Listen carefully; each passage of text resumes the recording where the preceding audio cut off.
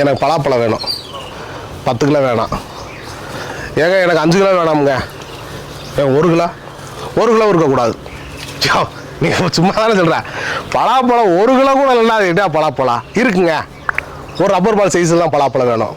நான் பார்க்கும்போது நல்லா இருக்கணும். வாழைப்பழம் உரிச்ச மாதிரி நான் உரிச்சே சாப்பிடணும்.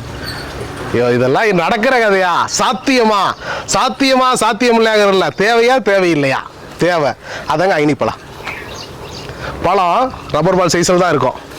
கேரளாவில் அதிகமாக நீங்கள் பார்க்கலாம்.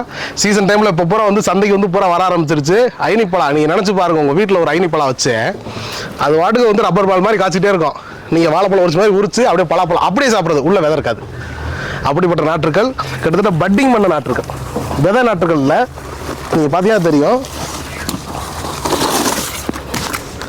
பட்டிங் பண்ண நாற்றுக்கள். வேணுங்கிற விவசாயிகள் நிச்சயம் உழவை தொடர்புகள். உழவி என்று உங்களோட பயணிக்கும். நன்றி, வணக்கம்.